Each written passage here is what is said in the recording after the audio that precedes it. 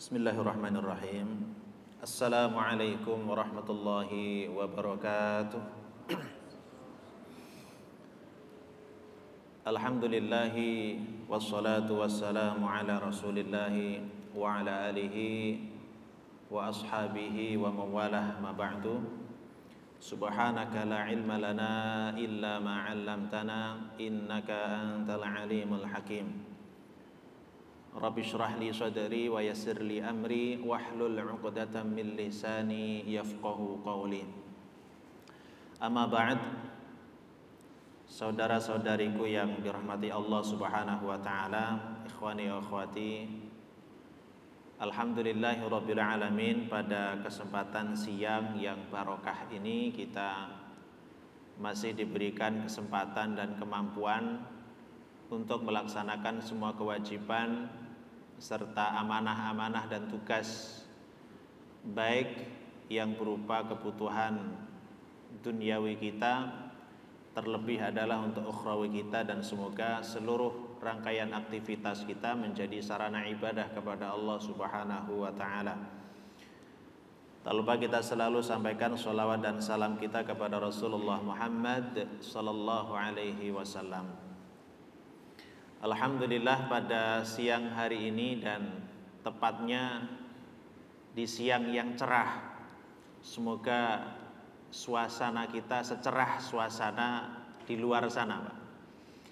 Dan semoga niat kita, langkah kita, serta kesempatan yang Allah berikan untuk menambahkan ilmu kita diberikan kemudahan, keberkahan, sehingga menjadi ilmu yang bermanfaat, ilmu yang menjadikan diri kita lebih mengoptimalkan kualitas kita, baik di sisi Allah terutama dan juga di sisi manusia.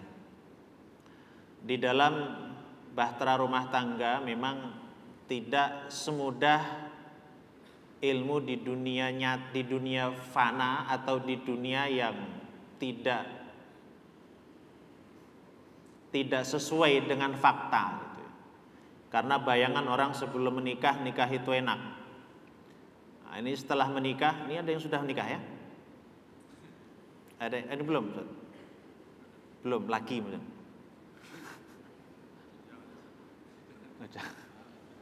Yang sudah menikah, bayangan sebelum menikah itu sangat indah. Ternyata setelah menikah gimana, Mbak? Oh, tambah indah. Sebetulnya keindahan yang Allah berikan serta kenikmatan yang Allah anugerahkan itu sebetulnya nyata adanya. Hanya terkadang kita termahjub atau terhalang untuk mendapatkan kenikmatan itu karena jalurnya atau cara metodenya dalam meraih kebahagiaan itu tidak sesuai dengan panduannya, sehingga kebahagiaan yang seharusnya dia terima itu tidak dia capai karena kesalahan dalam memanage atau kesalahan dalam menjalani sesuatu yang seharusnya dia raih itu. Di dalam rumah tangga ada satu ayat yang menarik. Allah Subhanahu wa ta'ala mengkiaskan atau menyamakan sebagaimana di firman Allah Subhanahu wa ta'ala di dalam surah Al-Baqarah yang tidak hanya sebatas konsep nantinya, karena diawali dengan satu kehalalan. Yang namanya halal artinya boleh, yang artinya halal artinya memberikan keberkahan. Yang halal itu artinya memberikan sesuatu yang di luar dari apa yang terkadang kita pikirkan. Maka kalau kita lihat mulai dari ayat 183, 184 itu berbicara puasa. Kemudian tiba-tiba nanti di 187 Allah mengawali ayatnya, uhilla lakum lailatas siyamir rafatsu ila nisaikum. Kata Allah, aku halalkan bagi kalian di malam bulan Ramadan itu ar-rafatsu ila nisaikum. Kalau mau tahu redaksi ar-rafath secara makna lughah itu artinya tempat nyangkul, Pak, atau bercocok tanam ya. Maka kalau terjemahan yang lebih halus ya mencampuri istrimu gitulah.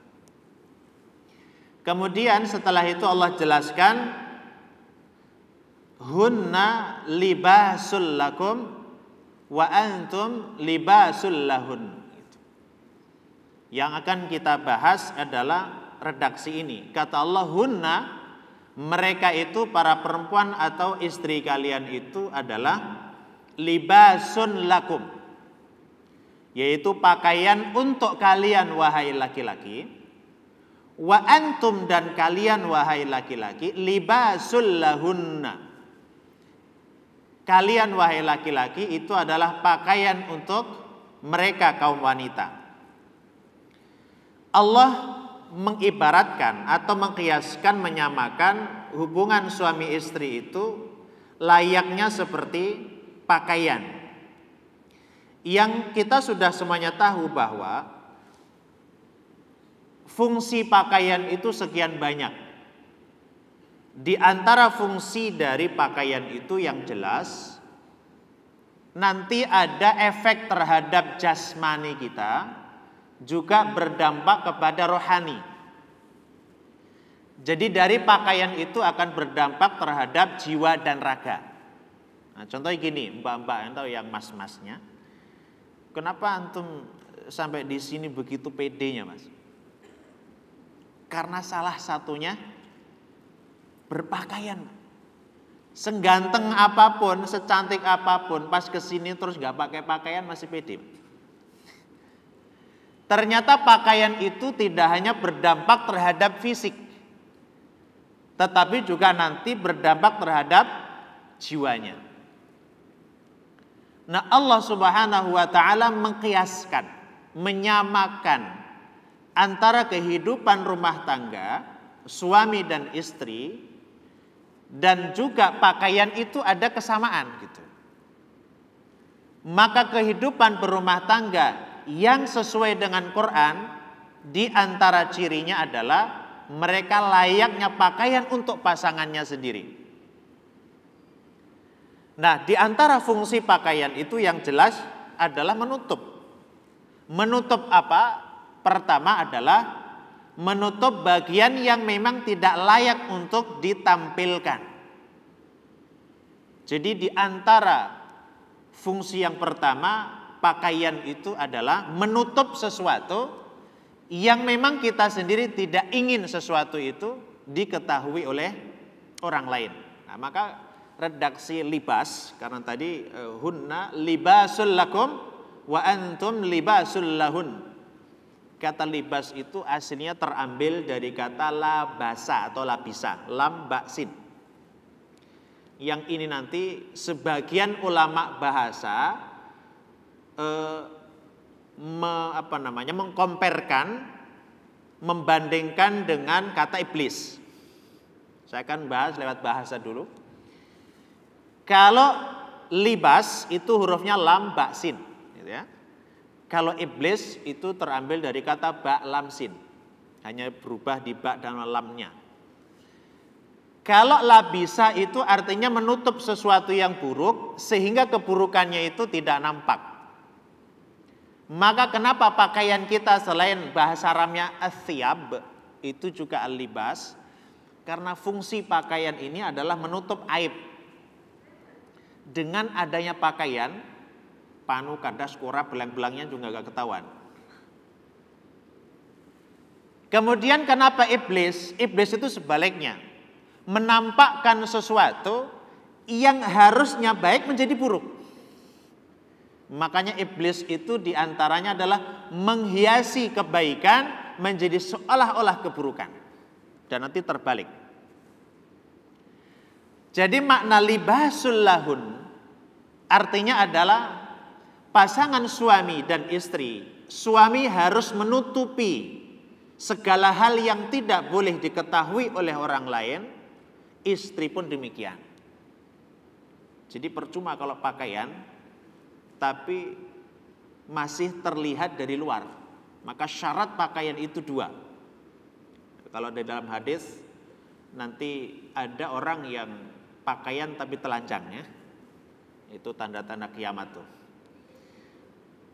Jadi syarat pakaian itu yang pertama tidak menampakkan lekukan tubuhnya atau tidak menampakkan sesuatu yang seharusnya ditutup. Harus menutup. Ya percuma kalau ditutup tapi transparan gitu. Yang pakaian transparan itu namanya apa? Yang biasa lapisan paling luar ya. Nah itu kalau pakaian luar ya jadikan pakaian luar, jangan dibalik gitu. Yang terbalik itu hanya apa? Superman ya. Kalau Superman celananya terbalik. Jadi menutup, yang pertama itu al-libas, fungsi lughahnya, makna bahasanya adalah menutup. Sehingga ketika ada pakaian yang tidak mampu menutup, belum dikategorikan pakaian al-libas. Lah, apa hubungannya dengan rumah tangga? Ketika ada seorang suami yang sudah menjadi seorang suami, artinya sudah menikah dengan seorang perempuan, yang artinya perempuannya menjadi seorang istri, maka masing-masing ini ada hak dan juga kewajiban. Haknya adalah dia harus ditutup rahasianya, harus ditutup segala hal yang tidak boleh ditampakkan oleh pasangannya, tapi juga punya kewajiban. Kewajibannya adalah menutup aib pasangannya. Jadi kalau ada nanti pasangan yang kemudian mengumbar aib pasangannya sendiri, sebetulnya itu tidak hanya tidak pantas, tapi Rasul Shallallahu Alaihi Wasallam itu mengancam secara khusus. Maka di dalam hadis riwayat Imam Bukhari, Rasul Shallallahu Alaihi Wasallam menyatakan, Inna min asyarrin nasi indallahi manzilatan yaumal qiyamati ar-rajula yufdi ila imra'atihi wa tufdi ilaihi thumma yanshuru sirraha. Sesungguhnya di antara orang yang paling buruk kedudukannya di sisi Allah nanti di yaumul qiyamah adalah mereka seorang laki-laki yang telah menggauli istrinya di malam hari, dan istrinya pun juga menggauli suaminya, Kemudian di siang harinya mereka menyebarkan apa yang telah mereka lakukan di malam hari. Kalau di dalam redaksi hadis ini memang berhubungan dengan kasur, yang berhubungan dengan kamar. Namun ketika kita lihat lebih luas, ada lagi satu kisah. Di saat seorang sahabat yang berkumpul dengan sahabat yang lain, kemudian menceritakan istrinya masing-masing. Kemudian datanglah Nabi Shallallahu Alaihi Wasallam, kemudian menegur mereka, kalian membicarakan hal yang tidak seharusnya kalian bicarakan. Kalian membicarakan urusan rumah tangga kalian, terutama masalah di kamar kalian, itu seperti setan laki-laki dan setan perempuan sedang berzina di tengah jalan, kemudian kalian semua menontonnya. Nanti di dunia modern kita, Bapak Ibu dirahmati Allah Subhanahu wa taala, menyebar aib ini tidak harus berupa ucapan. Tidak harus ketika berkumpul secara offline. Saat ini bisa dengan medsos atau media sosial. Nih, kita berikan fenomenanya dulu, kemudian kasusnya apa, kemudian kita solusinya insya Allah. Kalau cukup waktunya, kalau nggak cukup ya solusinya biar nanti Mas Agus. Fenomena saat ini itu adalah mereka sudah menjadi seorang suami, menjadi seorang istri, tapi belum begitu paham bagaimana cara menjadi seorang suami dan menjadi seorang istri. Ini yang dulu pernah kita bahas, kita sudah memiliki sekian banyak status, namun status itu bukan karena kemampuan, tapi karena keadaan.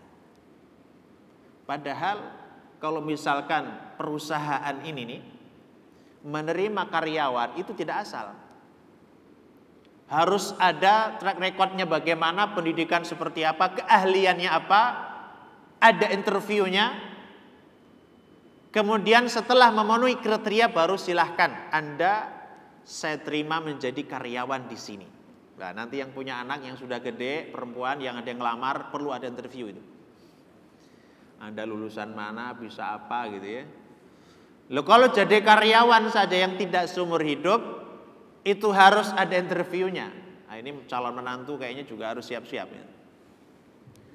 Kenapa? Karena menjadi seorang suami dan seorang istri itu harus ada ilmunya. Dan kata Allah di antara fungsinya adalah libasul lakum. Libas menutup ketika dia sudah mengumbar aibnya di luar sana. Artinya itu sudah tidak lagi berfungsi sebagai suami atau berfungsi sebagai istri yang baik sesuai dengan yang Allah kehendaki. Nah, di antara fungsi pakaian yang lainnya banyak, seperti menjaga. Dengan pakaian kita bisa terjaga dari panasnya matahari dan dinginnya ketika suasana atau cuacanya dingin.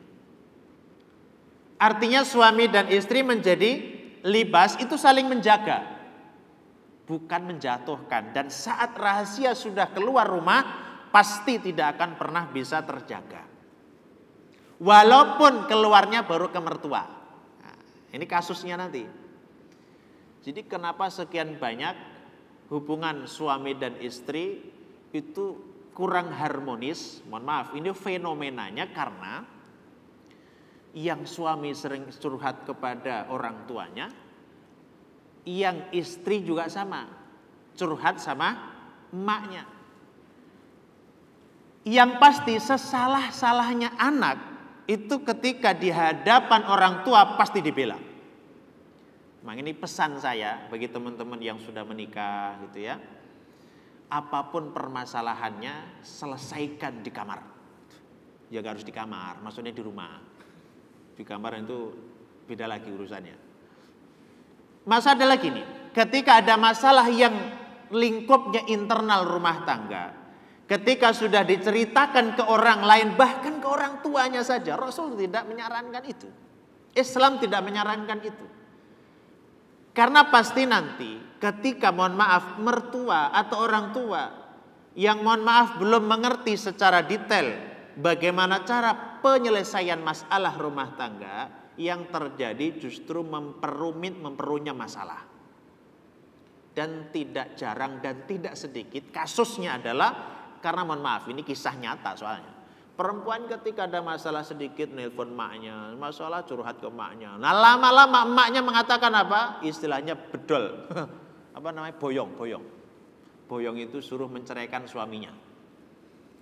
Kisah berikut diceraikan betulan karena atas permintaan emaknya. Tapi di dalam hati sang mantan istri ini masih sayang sama suaminya.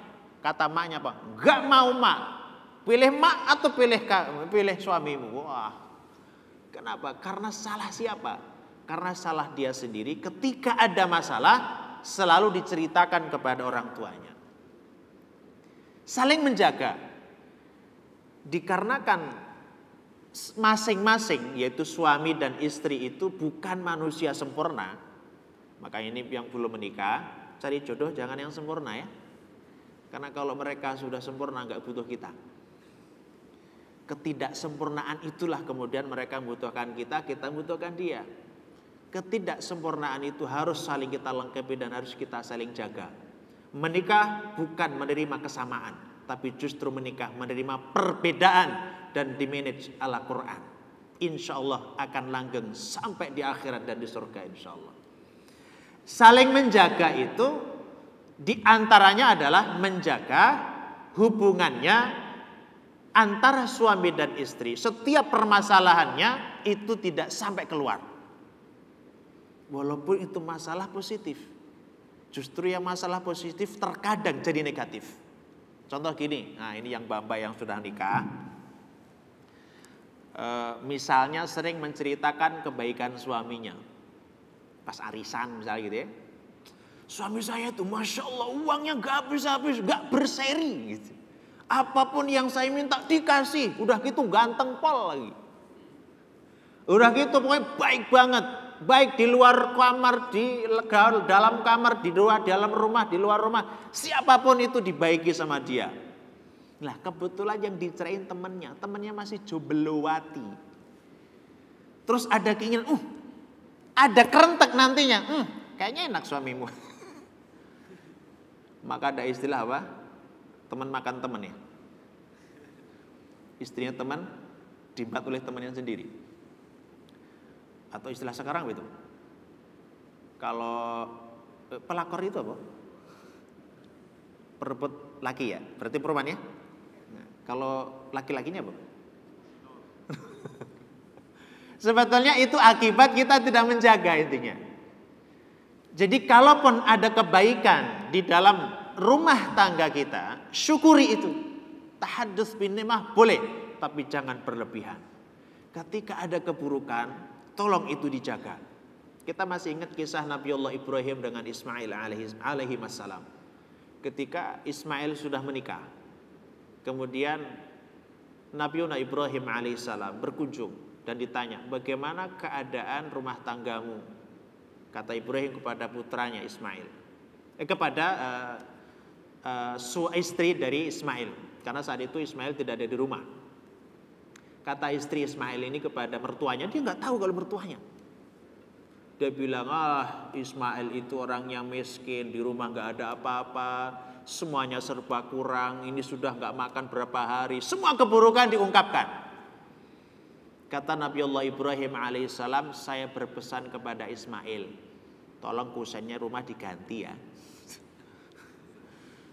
Disuruh ganti kusen rumah. Kalau anak sekarang ini kusen betulan diangkat.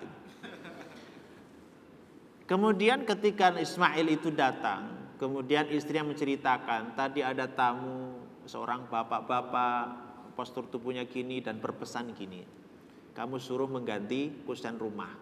Saat itu juga Nabi Ismail alaihissalam menceraikan dia. Kemudian menikah lagi. Setelah menikah Nabiullah Ibrahim datang lagi berkunjung. Kemudian kebetulan memang tidak ada Ismail di rumah. Kemudian ditanya, bagaimana keadaan rumah tanggamu?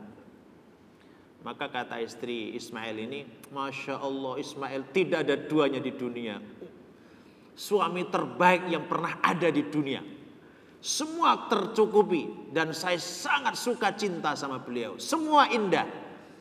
Tidak ada yang kurang di rumah tangga kami. Semua tercukupi oleh beliau.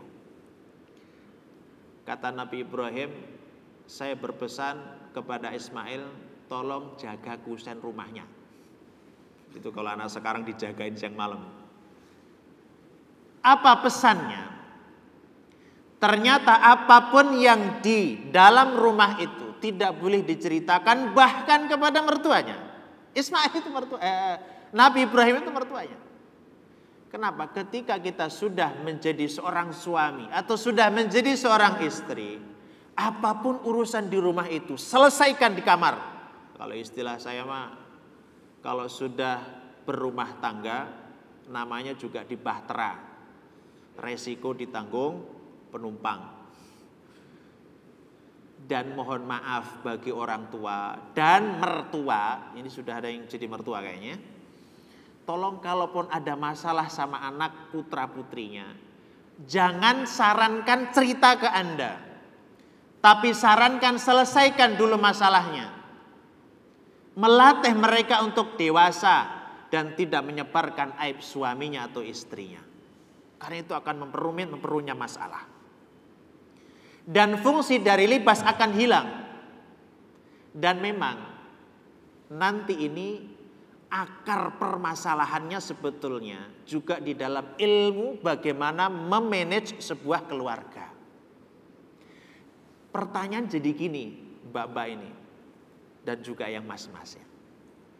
Kenapa mereka terutama yang para istri itu curhatnya keluar ke orang tua, ke mertua, jarang ke mertua ya. Ke orang tua, ke teman atau bahkan ke media sosial. Karena di antara faktornya suaminya kurang memperhatikan istrinya. kalau suami curhat ke orang lain, pernah gak sih? Jarang kayaknya ya. Karena karakternya beda. Kalau suami laki-laki punya masalah biasanya diem. Dia menyendiri, semedi, nyari solusi. Kalau sudah baru dia berkisah. Kalau istri punya masalah, gimana Pak? Solusi itu gak penting, nanti nomor 28. Jadi 1 sampai 27 itu cerita dulu, curhat dulu. Pokoknya ada orang yang bisa diajak untuk nangis bareng kalau sedih. Nah, maka para suami kalau istrinya lagi curhat atau menumpahkan masalahnya, jangan pernah kasih solusi, pasti salah. Pokoknya gitu.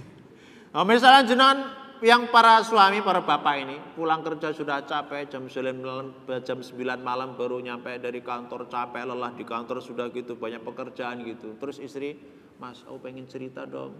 Sekali bapak bilang, nanti ya capek, besok sudah tersebar di medsos. Tolong didengar Pak. Nah saat didengar, biasanya tuh gak ketemu, ini masalahnya yang mana. Sudah 2 jam gak ketemu masalahnya. Karena itu baru mukadimah Pak. Lah nanti solusi, jangan dikasih solusi. Misal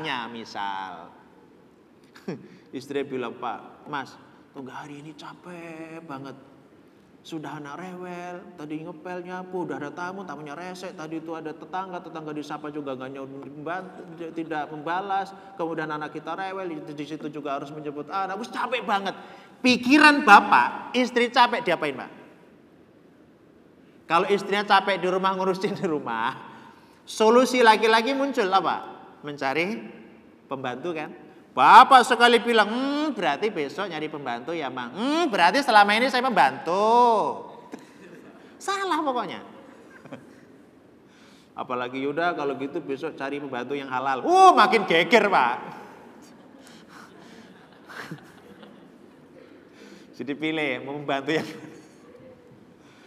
Jadi ketika ini tidak sama-sama diilmui, maka itu akan menjadi bumerang nantinya.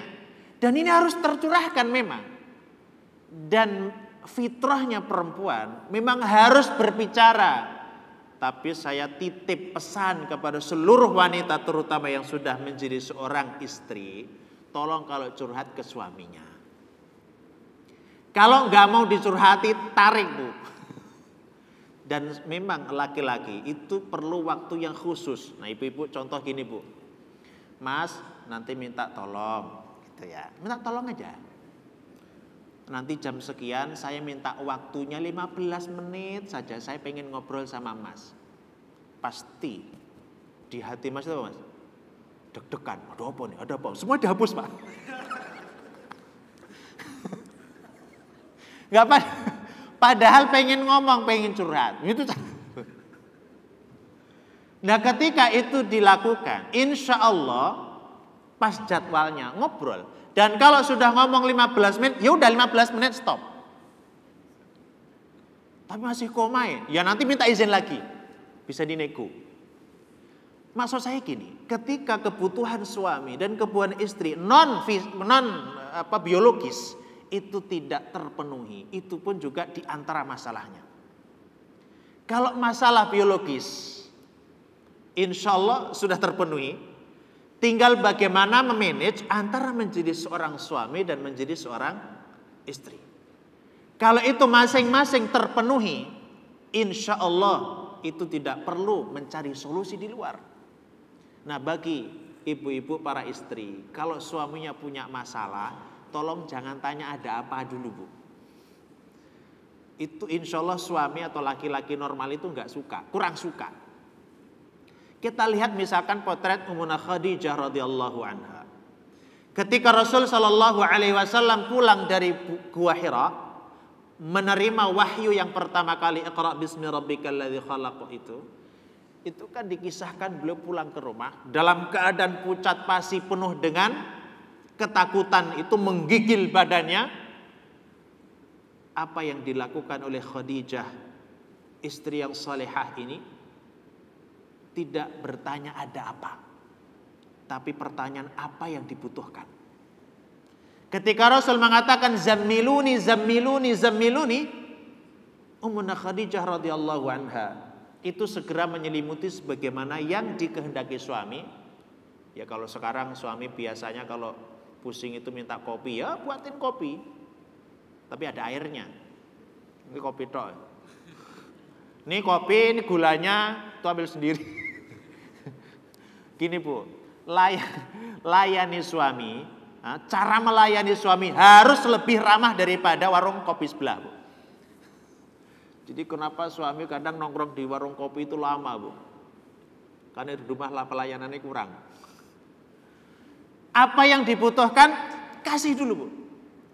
Dan Khadijah radhiyallahu anha setelah memberikan apa yang diinginkan, nomor 2, beliau langsung menghibur. Padahal nggak tahu ini masalahnya apa. Tapi Ummuna Khadijah radhiyallahu anha mengatakan, ini baik, insya Allah ini nggak ada masalah. Engkau adalah orang baik, orang yang selalu menyambungkan silaturahim. Engkau orang yang paling peduli terhadap anak-anak fakir miskin. Engkau baik kepada semua orang, nggak ada yang baik, nggak ada yang buruk. Ditenangin dulu suaminya, padahal istrinya nggak tahu masalahnya apa. Yang jelas ini punya masalah kan? Setelah itu barulah Rasul Shallallahu Alaihi Wasallam bercerita. Itu suami Bu, laki-laki wataknya kayak gitu memang, nggak bisa diubah ya.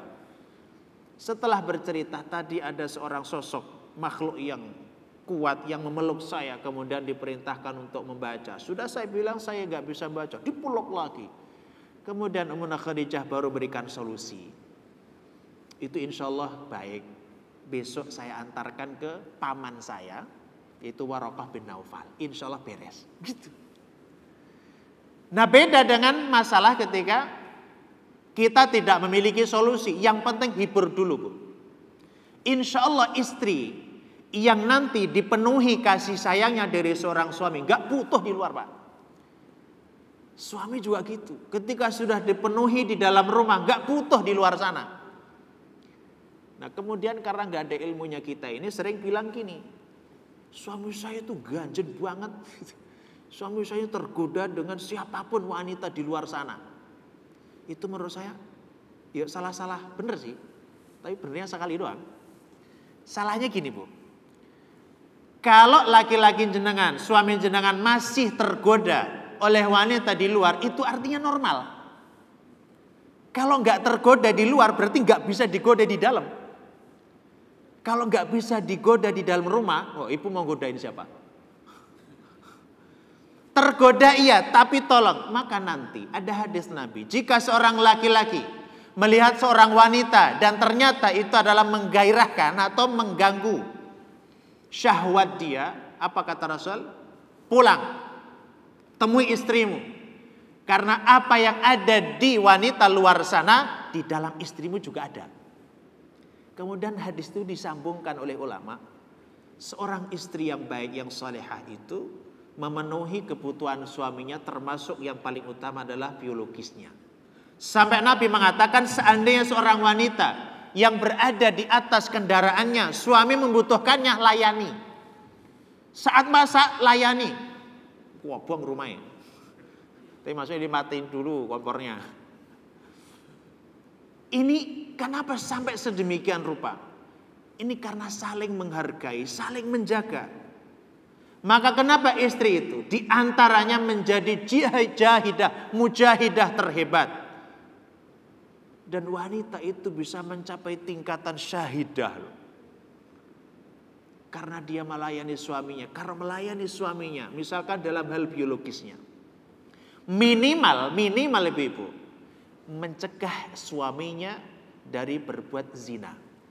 Zina dosa besar. Ibu bisa mencegah mereka dari dosa besar, pahala besar. Gitu loh sebaliknya. Maka bagi mereka yang sudah menikah, tolong jadikan diri kita seorang suami yang menutup seluruh aib keluarga kita, menjaga keluarga kita, dan menghangatkan suasana keluarga. Karena fungsi pakaian juga menghangatkan. Ketika ada masalah, coba diurai bareng-bareng. Ini komunikasi penting. Lah yang jarang komunikasi itu bahaya. Sesekali komunikasi masalah utang, masalah angsuran panci, urusan kredit, enggak itu. Justru keharmonisan itu adalah biasanya itu obrolannya enggak penting. obrolan nggak penting tapi perlu, gimana coba? Coba istri kalau curhat sama bapak, penting nggak Pak? Yang dicurhat itu misalkan, tetangga tadi itu saya sapa kok diem aja ya. Padahal saya itu sudah baik sama dia. Tadi sudah saya berikan sop, piring yang balik. Saya sudah berikan teman ini, lo kok nggak dibales? Bagi kita kan biasa aja Pak, tapi bagi seorang istri nggak biasa itu. Nah terkadang saling menghangatkan itu tidak tersampaikan, baik secara dari pihak suami atau dari pihak istri, karena banyak tuntutan dan bukan menampilkan sebuah tuntunan kepada pasangan. Tuntutan itu gini Bapak, kamu harus taat sama saya, tapi nggak dipenuhi kasih sayang kepada istri. Istri juga sama, suami itu harus menjadi qawwam, itu alilnya qawwam. Harus menjadi pemimpin saya, gitu. Harus menentukan hal yang baik. Ketika dituntut protes Pak. Ya biasa. Saling menghangatkan itu artinya suasana di rumah itu benar-benar menjadi surga dunia. Yang kalau suami datang itu menjadi nyaman. Saat suami tidak di rumah istri merindukan. Saat istri ada di rumah suami betah. Ketika istri di luar suami rindu. Itu baru Pak. Nah kalau sampai tidak saling menghangatkan, suami pergi, istri di rumah, alhamdulillah. Istri di rumah, suami datang, innalillah. Kok di rumah lagi? Harus saling menghangatkan itu pakaian. Dan selain itu, pakaian itu biar indah itu dilengkapi. Melengkapi. Sebetulnya kalau orang gila itu berpakaian, dia berpakaian tapi nggak lengkap. Nggak indah jadinya. Rumah tangga menjadi indah karena komposisinya lengkap, ada suami, ada istri, dan fungsinya pakaian itu saling melengkapi. Ada kekurangan, memang iya, tidak ada yang sempurna, tapi saling melengkapi. Dan itu dikomunikasikan. Dan yang terakhir itu juga menjadikan sebuah keindahan. Pakaian kita, sebetulnya orang itu biasa-biasa saja, tidak terlalu ganteng. Tapi karena pakaiannya yang begitu sangat indah, sehingga pakaian itu memperindah dirinya. Sama, kalau memang kita menjadi seorang suami dan menjadi seorang istri yang baik, harus memperindah pasangannya. Ceritakan yang baik, tinggalkan yang buruk, anggaplah yang buruk sebagai pelajaran, anggaplah yang baik itu hadiah dari Allah, karena kita sudah mengilmui dalam rumah tangga. Yang terakhir wasiat saya, jangan sampai kita ini menyelesaikan masalah rumah tangga itu melibatkan orang lain kecuali darurat. Di surah An-Nisa Allah Subhanahu wa taala nanti akan memberikan di antara solusi permasalahan rumah tangga. Selama masih bisa terselesaikan dua orang, harus diselesaikan. Kalau misalkan sudah tidak bisa, ambil orang ketiga, tapi orang ketiga dipastikan memiliki dua syarat. Pertama, mampu mengurai dan menyelesaikan permasalahan kita, rumah tangga. Yang kedua, orang itu bisa menjaga rahasia. Itu baru boleh menceritakan. Tapi kalau itu dikira hanya sekedar obrolan yang justru akan mendapatkan cacian, tolong jangan diteruskan. Jadi kalau mau curhat, curhatlah kepada Allah, kemudian kepada suami dan kepada istrinya. Jangan pernah mengumbar aurat rumah tangga ke luar rumah karena akan memperburuk suasana. Apalagi di negeri kita medsos sudah sekian meluasnya sehingga satu curhatan bisa ditonton 1 juta orang dalam waktu yang bersamaan. Artinya akan memperburuk suasana, memperkeruh rumah tangga, walaupun sudah bercerai sekalipun tidak boleh. Apalagi bercerainya masih dalam masa iddah, itu statusnya menjadi suami dan istri. Ketika mengungkapkan aib keluarganya, tidak hanya buruk untuk dia, untuk keluarganya, tapi juga ancaman Allah Subhanahu wa taala. Saya kira ini dulu sekelumit tentang harus pentingnya menjaga rahasia di dalam keluarga, sehingga dengan kita menjaga, semoga Allah Subhanahu wa taala Allah jaga kita hati kita, suasana hati kita, sehingga keluarga kita mencapai keluarga yang sakinah, mawaddah, warahmah, dan barokah fid dunya wal akhirah. Demikian hatanallahu wa iyyakum. Wassalamualaikum warahmatullahi wabarakatuh.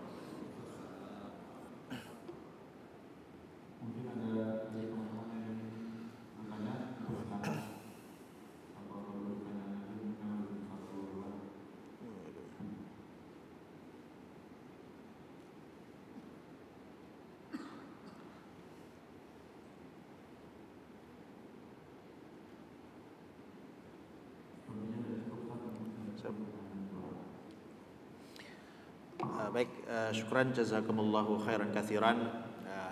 Semoga satu hal yang kita pelajari tentang hubungan rumah tangga sebagai bekal bagi teman-teman kita yang belum menikah, semoga Allah dekatkan jodohnya dan semoga Allah berikan kemudahan dan semoga Allah berikan keluarga yang sakinah, mawaddah, warahmah, dan barokah, dan yang sudah menikah semoga Allah berikan keberkahan baik dirinya sebagai suami, seorang istri, keluarga, dan juga anak putra putrinya, dan semoga menjadi keluarga ahli khair wa ahli jannah insyaallah, amin ya rabbal alamin. Astaghfirullahaladzim, astaghfirullahaladzim. Allahumma salli wa sallim ala Muhammad walhamdulillahi rabbil alamin. Hamdan syakirin, hamdan na'iman, hamdan yuwafi na'amahu wa yukafi mazidah. Ya Rabbana lakal hamdu, lakal syukru kama yanbaghi li jalali wajhikal karim wa 'azimi sultanik. Allahumma inna nas'alukal huda wa tuqa wal 'afafa wal ghina. Rabbana hab lana min azwajina wa dhurriyyatina qurrata a'yunin waj'alna lil muttaqina imama. ربنا آتنا في الدنيا حسنة وفي الآخرة حسنة وقنا عذاب النار. صلى الله على محمد وعلى آله وأصحابه أجمعين والحمد لله رب العالمين. سبحانك اللهم وبحمدك أشهد أن لا إله إلا أنت أستغفرك وأتوب إليك. السلام عليكم ورحمة الله وبركاته.